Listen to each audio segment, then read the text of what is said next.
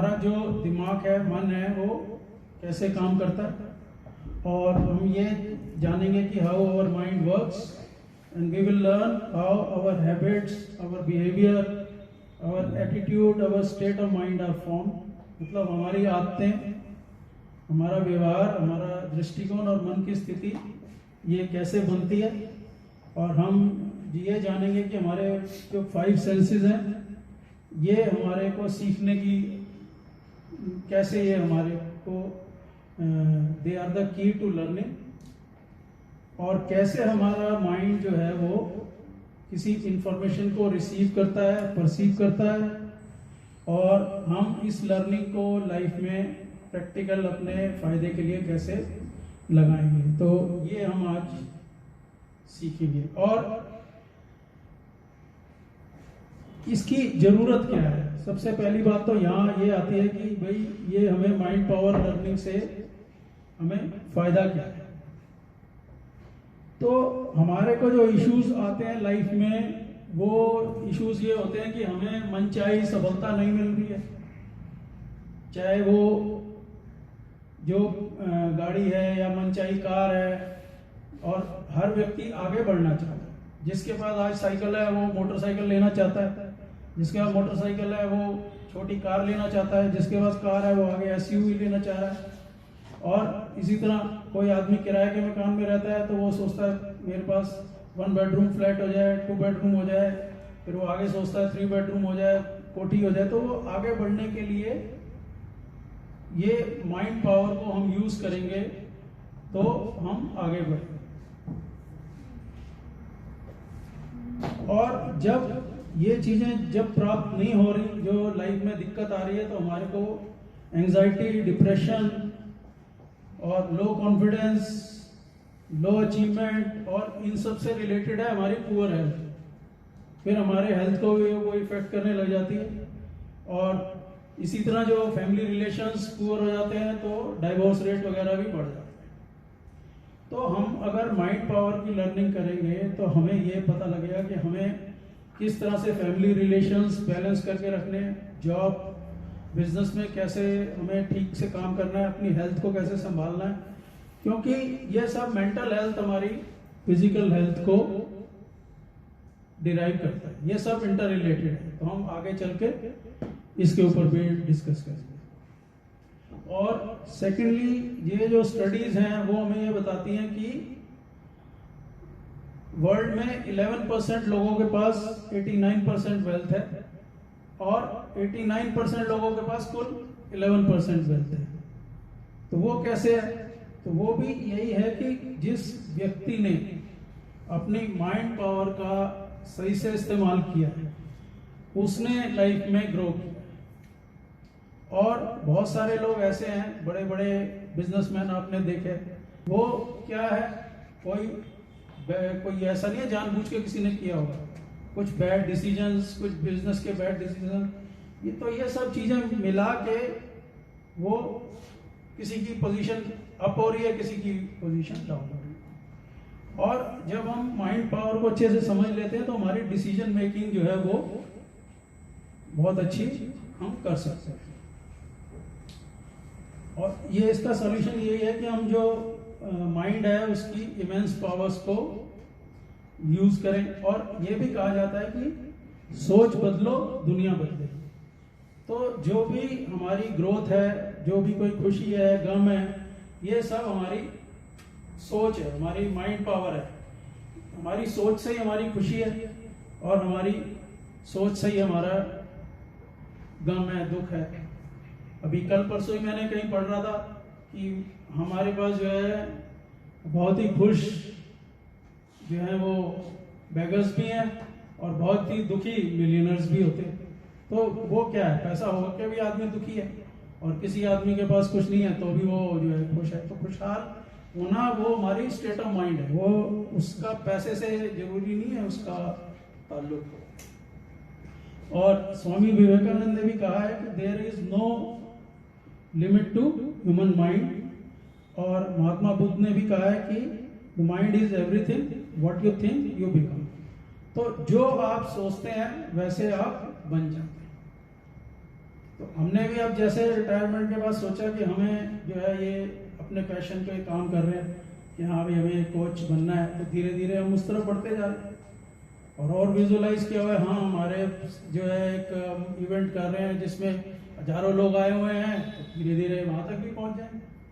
तो जो हम अपने माइंड को कमांड देते हैं, जो हमारे सबकॉन्शियस माइंड में हम गोल सेट करते हैं, तो हमारा माइंड भी हमें उस दिशा में चलने के रास्ते बताता है। तो जिसको भी व्यक्ति को माइंड पावर से ये भी हमें फायदा देता है। जैसा हमने पहले भी घरों में भी हम मिलते थे तो बताया कि भाई आप जो चाहते हैं वैसा आप इमेजिनेशन करें अपने माइंड में, जो भी आप चाह रहे हैं। भाई हमारे को इस तरह का घर होना चाहिए, इस तरह की हमारे कार होनी चाहिए, इस तरह का हमारा जो है जॉब होना चाहिए, तो इस तरह से हमें आगे हम उस तरह बन सकते हैं। और भगवान कृष्ण ने भी गीता में कहा है कि मन चंचल है, इसे हमें काबू में रखना जरूरी है। और स्ट्रॉन्ग विल पावर और प्रैक्टिस से आप अपने मन को कंट्रोल कर सकते हैं और अपनी सेंसेस को कंट्रोल कर सकते हैं, और इससे हम जो है माइंड पावर का सही प्रयोग करें।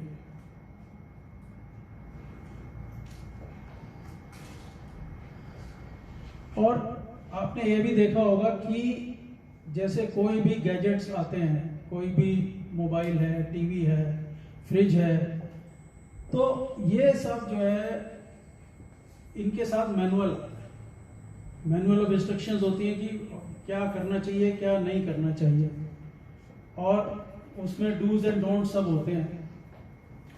लेकिन उस मैनुअल को आपने देखा होगा, इसको कोई पढ़ता नहीं। अगर उसको हम पढ़ें तो वो बहुत ही वैल्यूएबल इंफॉर्मेशन उसमें दी होती है, और उस चीज को सही, उसका पूरा पोटेंशियल अगर किसी को यूज करना है तो वो उस गैजेट का मैनुअल पढ़ के उसको चलना चाहिए।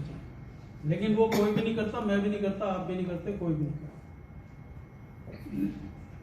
और यही बात जो है वो हमारे माइंड के लिए है कि हमारे माइंड और ब्रेन की वजह से हम जो है जीवन में आगे बढ़ते हैं, और इसी की वजह से हम जो है सफल होते हैं, इसी की वजह से हम असफल होते हैं। और जितने भी जीव जंतु हैं उसमें हमारा माइंड जो है स्टडीज बताती हैं कि वो सबसे ज्यादा डेवलप्ड है, और उसी की वजह से हम आज इतनी लाइफ में तरक्की कर चुके हैं। कोई कम्युनिकेशन में हम आज यहाँ बैठे सेकंडों में हजारों किलोमीटर दूर जो है बात कर सकते हैं, ट्रांसपोर्ट बहुत फास्ट हम कर सकते हैं, कितनी हम लर्निंग नए नए तरीके से कर रहे हैं। तो ये सब हमारी जो जितनी भी डेवलपमेंट हुई है वो हमारी ब्रेन और माइंड की वजह से हुई है। तो उसका भी हमारे पास कोई मैनुअल नहीं, वो भी हम क्या करते हैं, कोई गैजेट भी हम जब यूज करते हैं तो कैसे करते हैं, वो हम क्या करते हैं कि कोई जो पहले यूज करते आए, एक तो वो सिस्टम है। दूसरा, हम आजकल इवन यंगर जनरेशन से पूछते हैं, भाई मैं अगर मोबाइल नहीं चल रहा तो भाई इसको बता दे, भाई काम फंस गए, देखो भाई इसको कैसे करना है। तो ये भी एक सिस्टम है, लेकिन उससे क्या है, लिमिटेशन रहती है, उससे वो उसका पूरा पोटेंशियल यूज नहीं होता।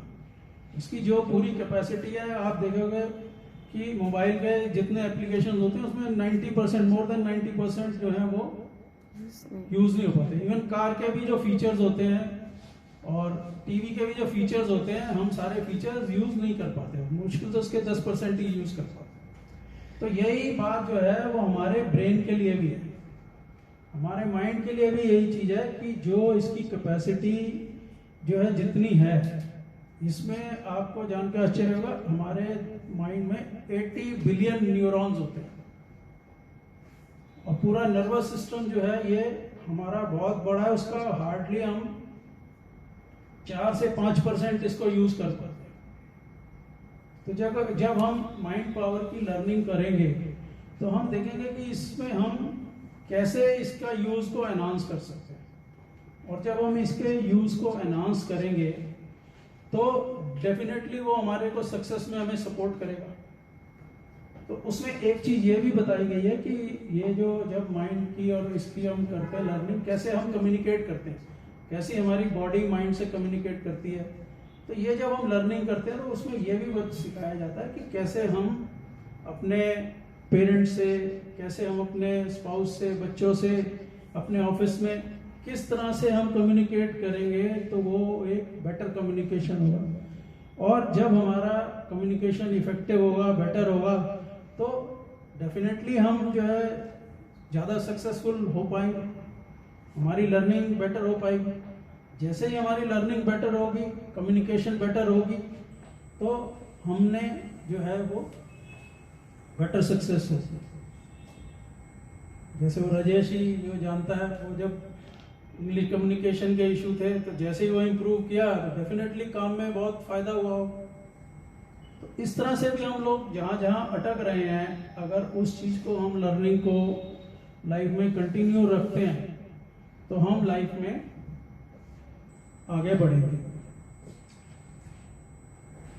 तो जो ब्रेन का जहाँ तक सवाल है, माइंड का जहाँ तक सवाल है, हमारे शास्त्रों में भी, गीता में इसके बारे में, मन की शक्तियों के बारे में बहुत सा ज्ञान दिया गया है। लेकिन हमारे साथ कमी ये रही है कि वो कहीं पढ़ाया नहीं जा रहा, और ज़्यादातर संस्कृत में है, वो हम उसको हिंदी अनुवाद नहीं है तो उसकी हमें व्याख्या करके कोई ढंग से नहीं बता रहा। इसी तरह स्वामी विवेकानंद हमारे यहाँ हुए हैं, जिन्होंने मन की शक्तियों के बारे में बहुत सारा बताया है, लेकिन वो भी सारी लर्निंग हमारा पॉपुलर नहीं है, हम उसे पढ़ लेते हैं। तो जो हमारे माइंड में क्या होना चाहिए, ये कैसे काम करता है, अगर हम ये जान लें तो हम पहले से डेफिनेटली लाइफ को बेटर समझ पाएंगे, लोगों के बिहेवियर को बेटर समझ पाएंगे, अपने बिहेवियर को बेटर समझ पाएंगे, और उसमें अगर कहीं कमी है तो उसको भी हम इम्प्रूव कर सकते हैं आगे चल कर। तो इससे बहुत सारे लाइफ की आने वाली समस्याओं से हम निकल जाएंगे और हम आगे बेटर काम कर पाएंगे। तो जो यूएस में कुछ साइकोलॉजिस्ट हैं, उन्होंने 70s के दशक में इस पे काम किया। उन्होंने सारा स्टडीज़ की, डीप स्टडीज़ की, और उन्होंने ये देखा कि जो वर्ल्ड के जो सबसे सक्सेसफुल लोग हैं, उनको उन्होंने जो है उनके ऊपर करीब 10 साल तक स्टडीज़ की, और उनका कैसे वो सोचते हैं, कैसे वो काम करते हैं, कैसे उनके विचार हैं, कैसे उनके बिलीव्स हैं, इन सारी चीज़ों को उन्होंने डीप स्टडी किया। और ये उसमें से कुछ कॉमन फैक्टर निकाला कि भाई ये लोग कैसे सोचते हैं, ये इनमें और बाकी लोगों में क्या फ़र्क है, ये कैसे इतने सक्सेसफुल हो गए और बाकी नहीं। और बहुत सारे लोग, ऐसा नहीं कि वो कोई पैदाइशी अमीर थे, वो भी लोअर इनकम और मिडिल इनकम ग्रुप से चल के वो अपनी माइंड पावर का, अपने रिसोर्सेज का सही प्रयोग करके इसी लाइफ टाइम में ही वो इतना आगे पहुंचे। तो उन्होंने इन लोगों के सोचने के तरीके को स्टडी किया और उसका एक मॉडल तैयार किया, और वो मॉडल उन्होंने उसको एक साइंटिफिक स्टडी के फॉर्म में लोगों को दिया। उसको हम न्यूरो लिंग्विस्टिक प्रोग्रामिंग के नाम से जानते हैं। तो उसमें क्या है कि हमें माइंड कैसे काम करता है, थोड़ा इसके बारे में पता लगा। तो इसको हम स्टडी करके जब आगे बढ़ते हैं तो हमें फायदा होता है, और माइंड कैसे काम करता है, और वो हम फिर अपनी लाइफ के एस्पेक्ट्स, जो भी हमारी ये जॉब है या बिजनेस है या फैमिली रिलेशंस हैं या हेल्थ है या बच्चों की पढ़ाई है, एजुकेशन है, पेरेंटिंग, सब जगह हम उस साइकोलॉजिकल जो उन्होंने सजेशन दिए हैं उसको अप्लाई करते हैं तो हम लाइफ को इम्प्रूव कर पाते हैं। और जैसा एक छोटा सा मैं एग्जांपल देना चाहूँगा हेल्थ के लिए ही। अब जैसे ज़्यादातर आपने देखा होगा 99% लोग सुबह जल्दी नहीं उठते, लेकिन 1% लोग अवेयर हैं। जो लोग अपनी हेल्थ के लिए अवेयर हैं वो सुबह रात को ही सोच के सोते हैं, हाँ भाई मुझे सुबह 5 बजे उठना है, तो उन्हें जरूरी नहीं है अलार्म की भी जरूरत पड़े। वो माइंड को जो पता लग जाता है, हाँ ये आदमी जो है सुबह इसने ये इच्छा बनाई है कि हाँ मेरे को हेल्थ के लिए ये बहुत ज़रूरी है, मुझे 5 बजे उठना है, जाना है, अपनी एक्सरसाइज करनी है, तो आप देखोगे वो आदमी वो कर रहा है। तो ये सब और कुछ नहीं है, हमारी इच्छा शक्ति है, हमने माइंड को क्या कमांड दी है और कैसे उसको हमने एग्जीक्यूट करना है। तो इस चीज़ के ऊपर जो है वो काम करता है। तो हम आज इसी के ऊपर आगे बात करेंगे। ये तो मैं अभी आपको ये बताया कि भाई इसकी इंपॉर्टेंस क्या है।